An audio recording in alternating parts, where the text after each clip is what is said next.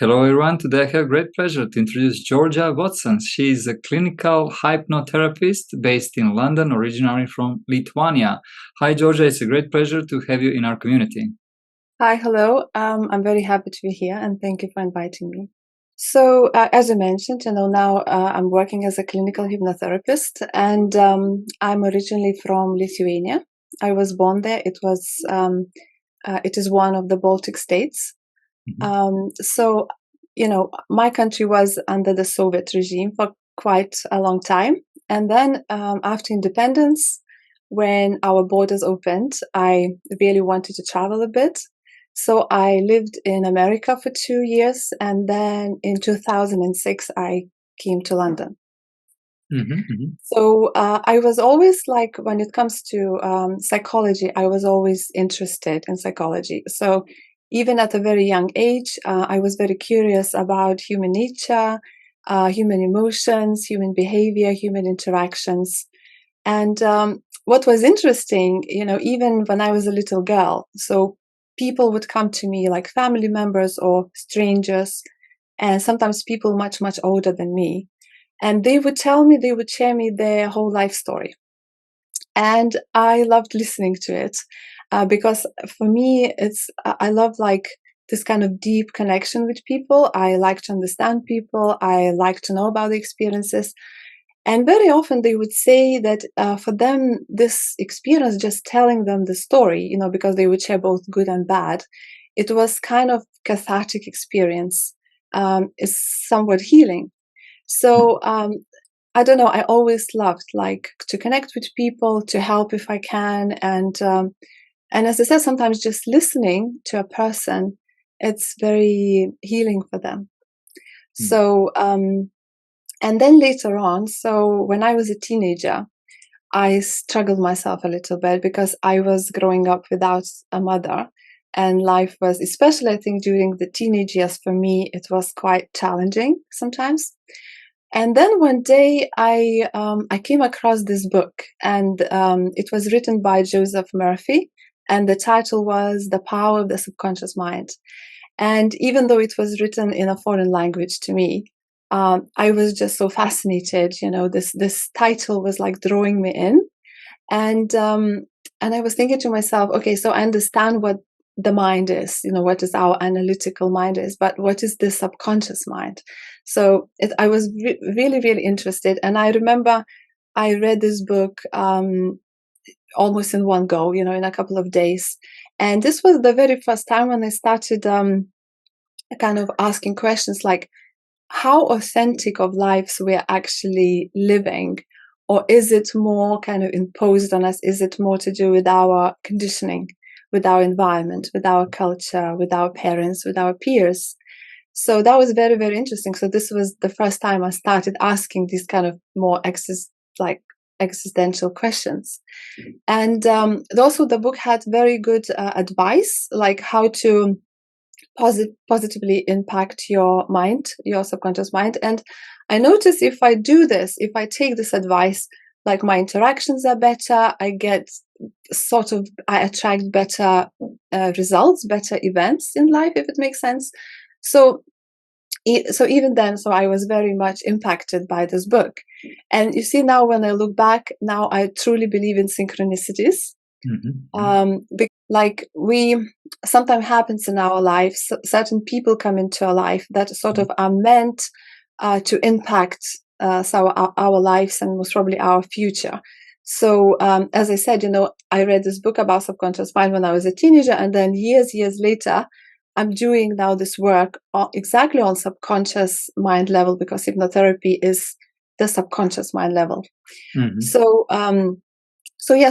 then, so after reading this book, even it had a huge impact. Of course, life went on and I kind of forgot about it.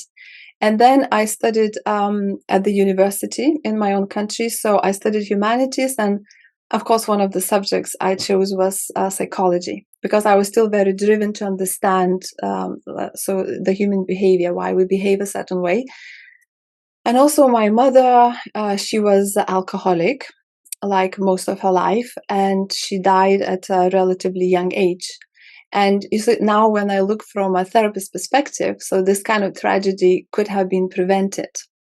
But you know what happens to people, to us, like when life gets tough and stressful quite often.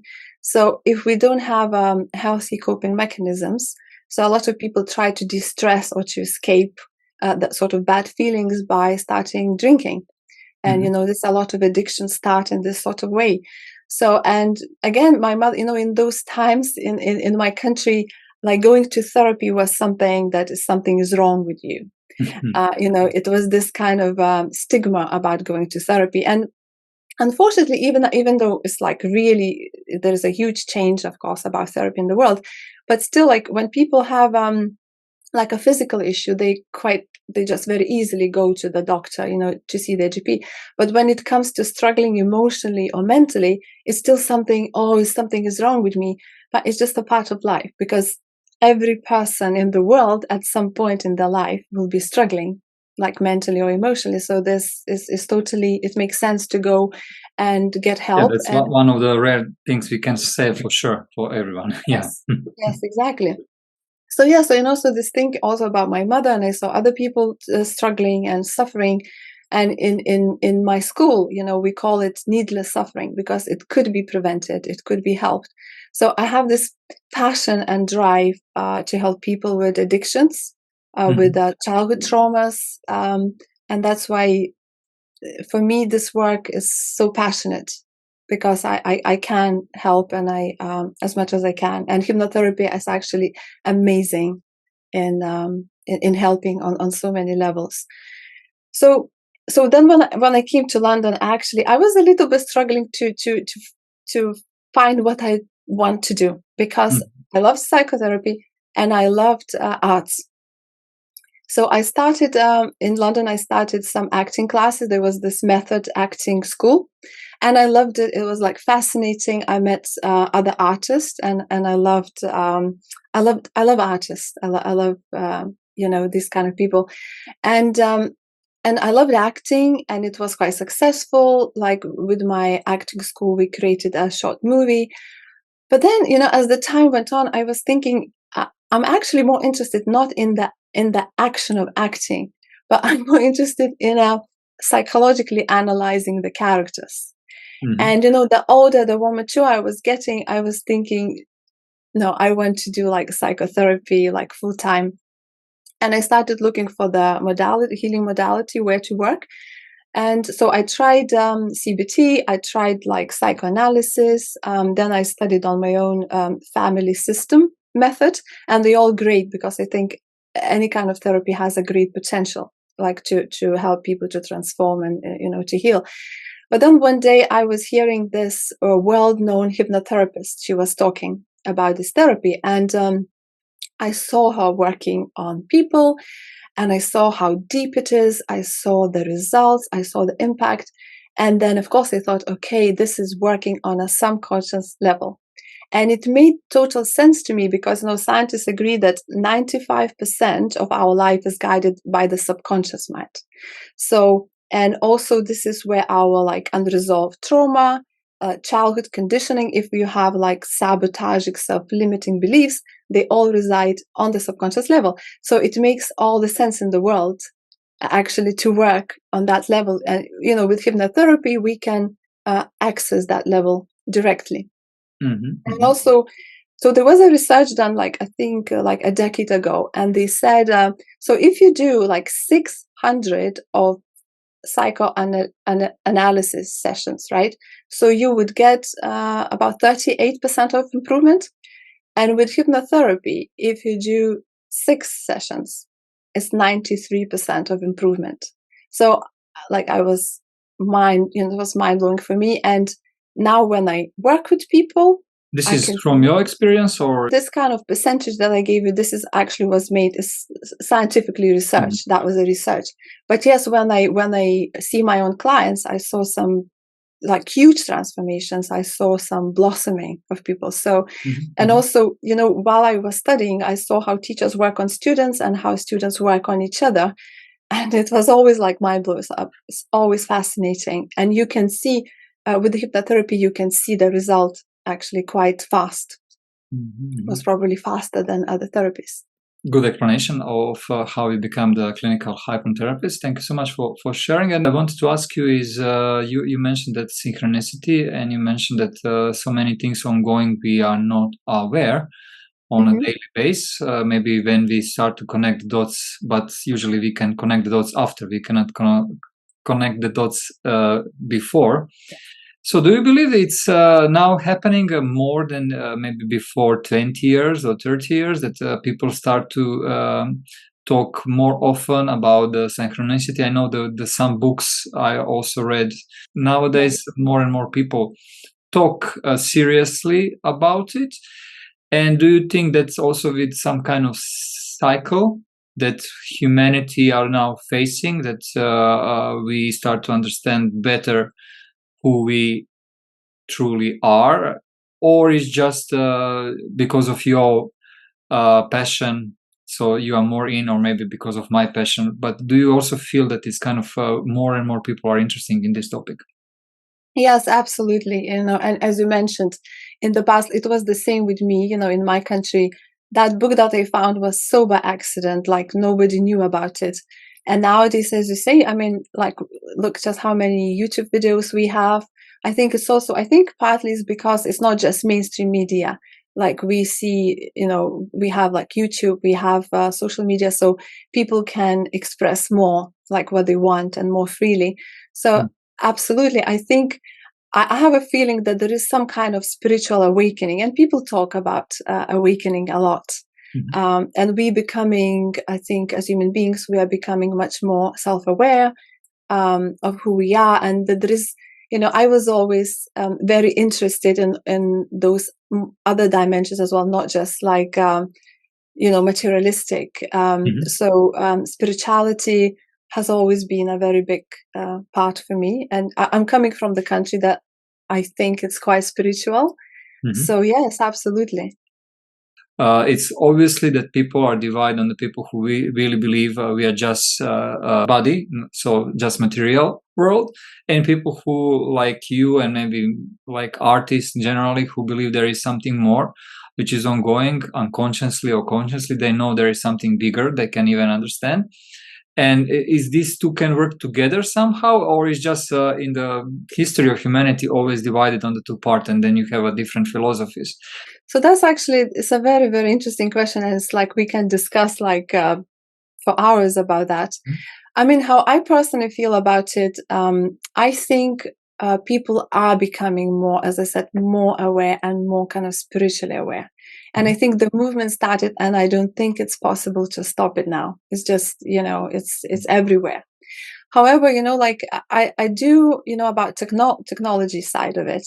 So of course, technology has huge benefits, but at the same time, I heard, quite a lot of spiritual leaders, they would say, like you said, so we're advancing so much in the technology level, but do we have enough consciousness? Do we have enough like heart energy and to actually even handle the technology as well? Because like to kind of to turn inwards as well, like and to try to understand ourselves better, to have more consciousness, to develop ourselves better, is very, very important as a human experience. I think it's very important. But you see, it's also very interesting because when you work in hypnotherapy, and some of the biggest hypnotherapists, like we call it the father of hypnotherapy, Roy Hunter, for example. So when I had a workshop with him and he was sharing his experiences, he says he started actually doing hypnotherapy just as kind of from a more scientific point of view. And he was this kind of person who didn't particularly believe in anything beyond, we are born and then we die. And actually doing hypnotherapy and working with people on that subconscious level, he started believing in reincarnations and afterlife. He had himself, like when you can do self-hypnosis, or when somebody does hypnosis onto you, you enter a lot of levels. And yes, so they do very firmly start to believe in this, even without influence of religion or necessarily following like some kind of spiritual philosophy, like a yoga philosophy. Just by doing this work and just by seeing, people's experiences, they kind of came to conclusion that there is something beyond.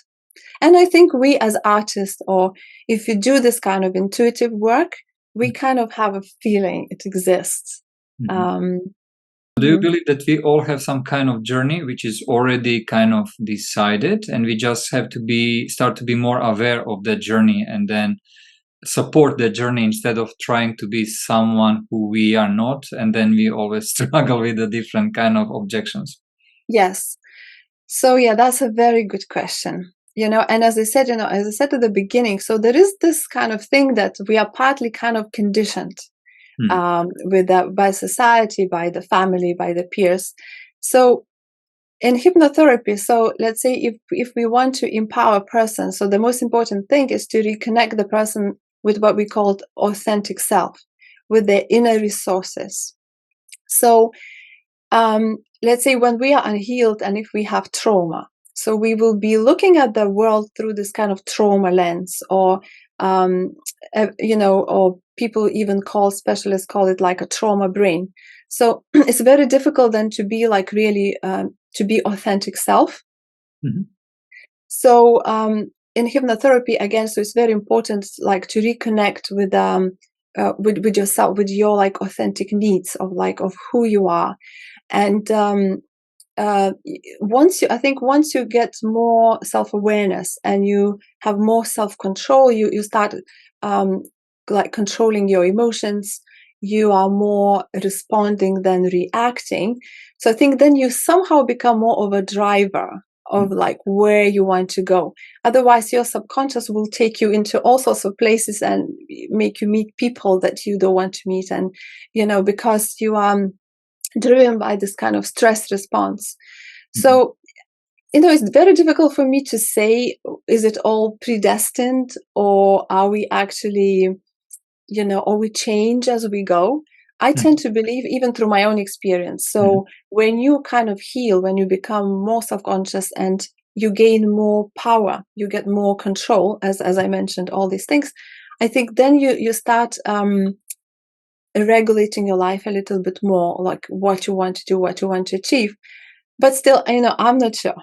I still don't know if we have like some kind of destiny to fulfill, or are we changing, as we go, we grow Yeah, as I we go. think Like nobody can be sure 100%, and that's yeah, maybe one of the best thing which can happen to us that we don't know. But yeah, exactly. as you said, to control better inner world makes our Yes, outside world much more easier, if I can yeah. say easier. Okay, great. So thank you for sharing these interesting opinions, and please share a little more about your artwork. So you mentioned that it's something you discover as a hobby first, but also painting, but also discover more about analyzing characters. So I saw some of your work. So can you share a little bit more about your artwork? Yeah, so basically, how I started painting. So I was always very much interested in art. So I was doing a lot of dancing when I was a child. Then I was doing, I said, acting classes, and then I went to a workshop, and my friend she's doing art therapy. Mhm. So I tried painting, and she told me that I have some skills and I should pursue that more. So I started painting, and um,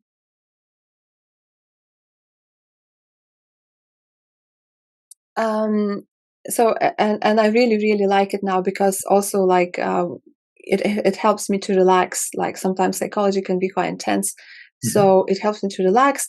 And it's also, when you do any kind of creative work, so it keeps you connected to that on a deeper level with yourself, more on the soul level, and then you can communicate that to other people, because everybody has that inside of them, this kind of spiritual side of them.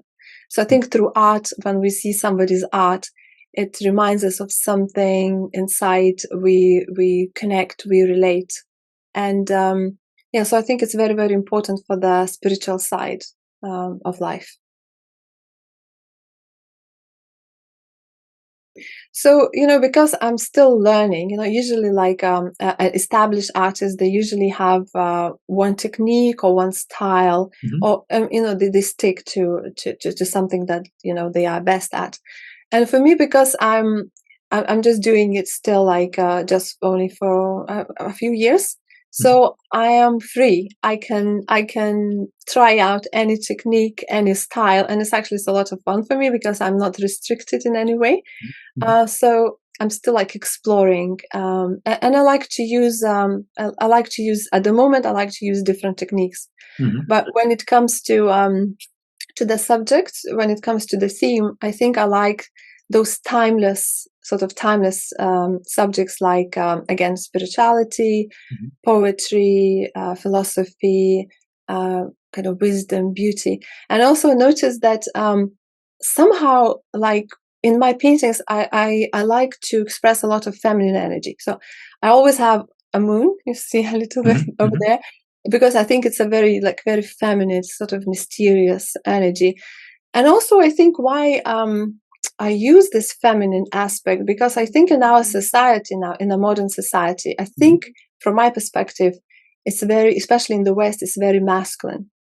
And with all the political things, what's going on in the world as well. On the East, masculine dominate as well, so I don't think Yeah, it's yeah. So it could be a little bit sort of hostile, actually, with all the political, arguments people have, and quite aggressive.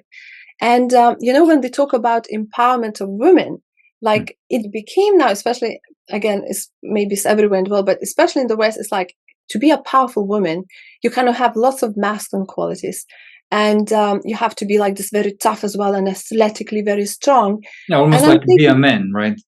yeah, exactly. And not many people talk about it. I only heard like a professor of psychology talking that they kind of emasculating kind of women, that they kind of emulating men.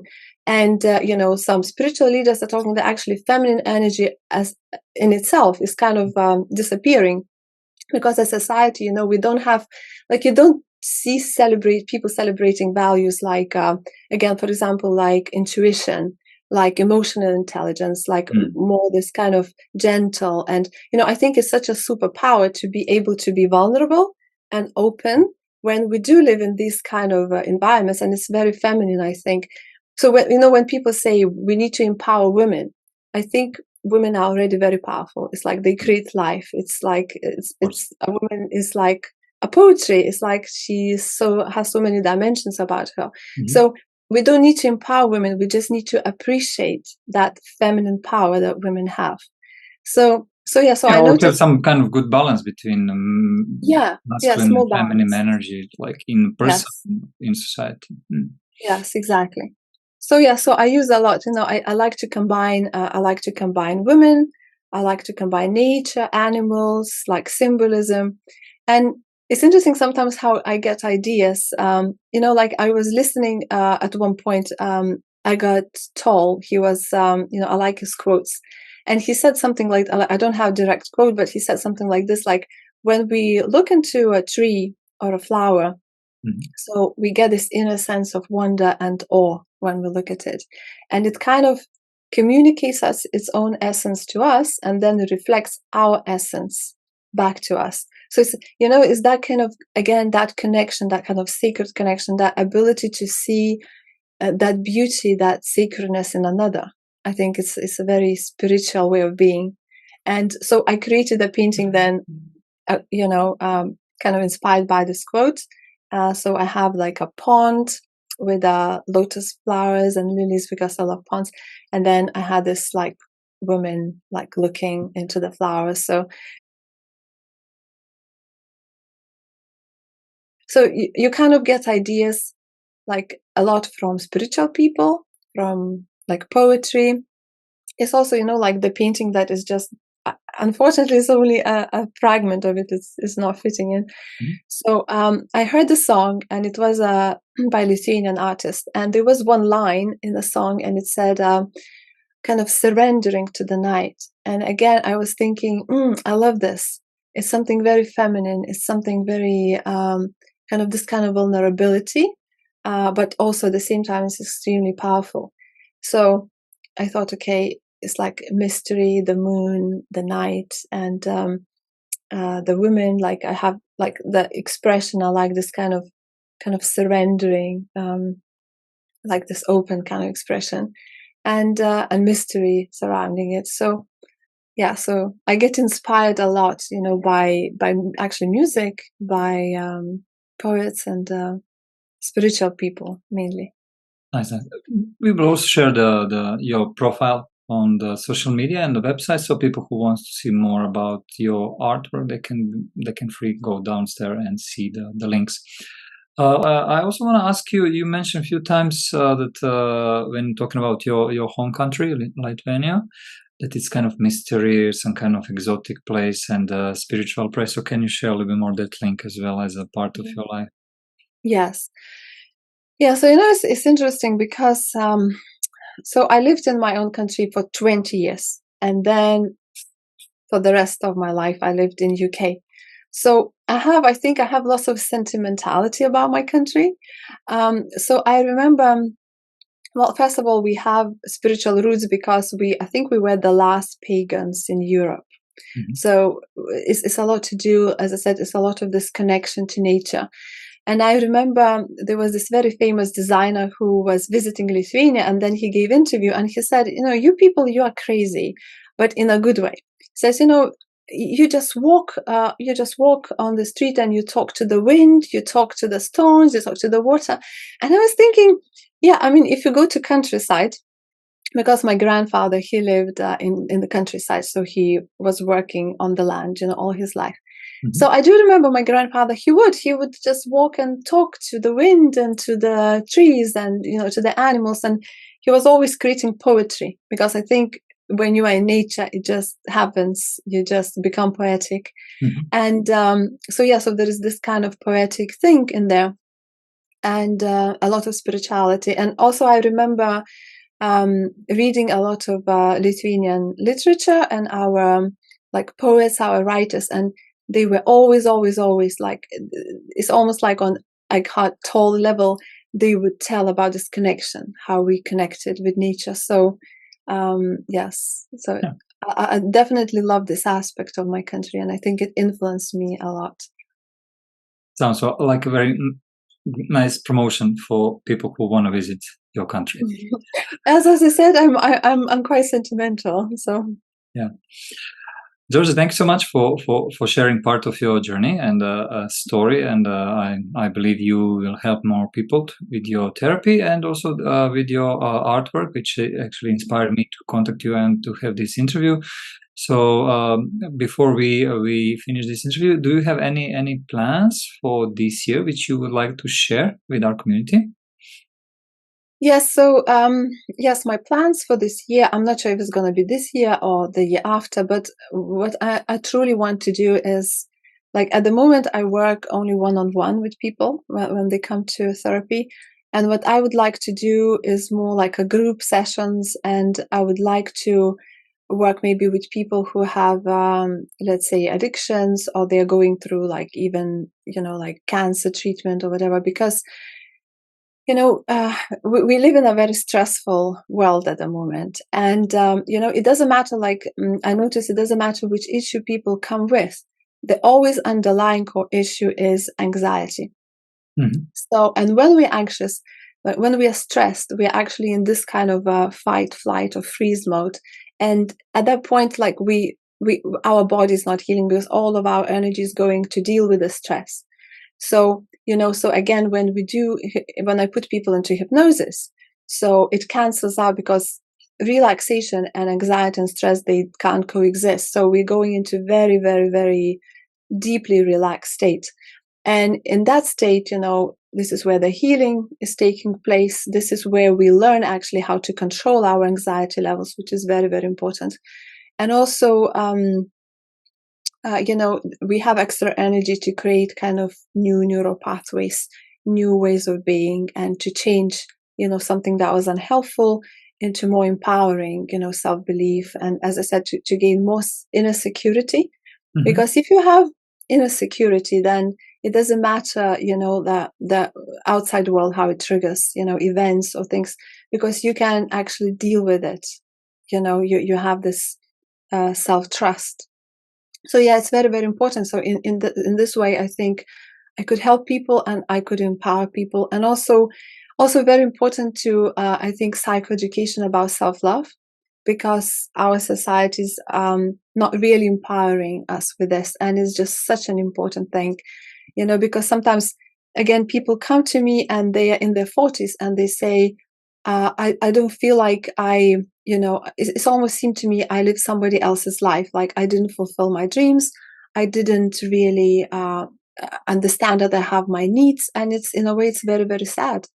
So when you, as I said, when you connect with a person to their authentic needs, to their, and you kind of teach them how to be self-compassionate, how to have self-acceptance, and how to, in a way, be more self-aware and to control your emotions better, a person becomes more empowered. And it could be very, very transformational and very healing. And this is what I want to do. And your sessions are in English or in different languages? Yeah, so I do sessions in English and I do in my own language, in Lithuanian. So it's two languages. Okay. Thanks so much for sharing this. So I invite all people who might be interested in try to session with Georgia. Please contact her. We will leave her contacts in the comments. So Georgia, thank you one more time. I wish you a nice summer in London, and hope to see you soon. And wish you all the best. Yeah, thank you so much, and I wish you all the best too. And for all you guys who enjoyed this interview, please subscribe to our YouTube channel, follow us, and share this video with people who you might think might have benefits from. Thank you so much for watching us.